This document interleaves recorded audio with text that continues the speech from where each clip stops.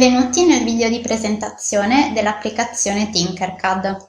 Grazie a Tinkercad è possibile ideare e costruire sia modelli 3D attraverso un ambiente CAD o attraverso codice, sia circuiti comprendenti il microcontrollore Arduino, con la possibilità di simulare il loro funzionamento. Tinkercad è disponibile come applicazione web e questa è la sua pagina iniziale, prima della registrazione. Per utilizzare questa applicazione, infatti, è necessario registrarsi e la registrazione è gratuita e si può accedere tramite indirizzo email, account Google, Apple, Microsoft o Facebook, oppure si può partecipare alla lezione come studente. Una volta effettuato l'accesso, sarà possibile creare un nuovo progetto oppure visualizzare i progetti precedentemente realizzati. Inoltre, dalla galleria sarà possibile vedere i progetti e i circuiti realizzati e resi disponibili dagli altri utenti. Si possono quindi creare diversi progetti 3D, come ad esempio animali meccanici, oppure macchine.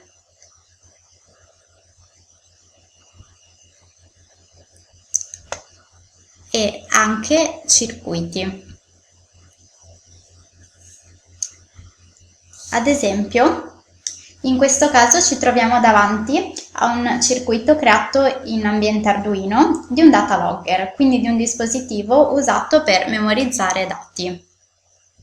Quando si crea un progetto, si sceglie se renderlo visibile e condivisibile e quindi se una persona potrà copiarlo, modificarlo dando il proprio contributo, incorporarlo nel proprio sito web e in caso scaricarlo.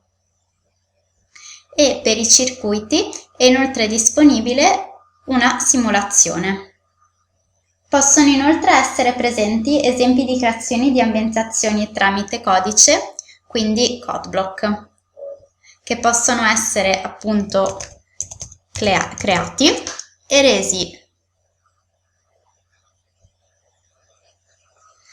copiabili, modificabili e scaricabili.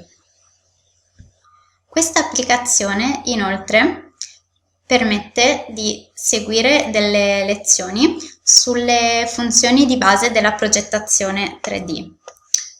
Quindi, accanto al piano di lavoro di Tinkercad ci saranno le istruzioni per poter imparare le funzioni base e una volta che il lavoro è terminato potrà essere importato, esportato o inviato e inoltre è possibile invitare qualcuno a collaborare con noi.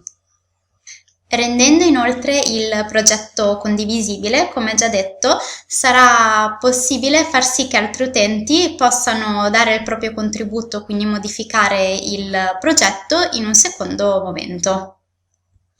I progetti inoltre possono essere destinati alla stampa 3D con stampanti 3D che supportino i formati di file STL standard.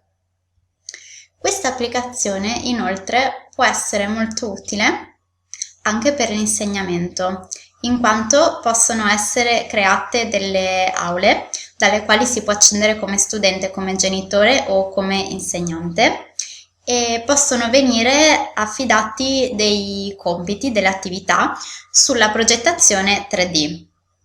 Questa applicazione quindi, oltre ad essere utile per gli insegnanti, può essere anche utile a tutti coloro che vogliono muovere i primi passi nel mondo della progettazione 3D, in quanto è possibile imparare non solamente tramite le lezioni, ma anche tramite la collaborazione con altri utenti.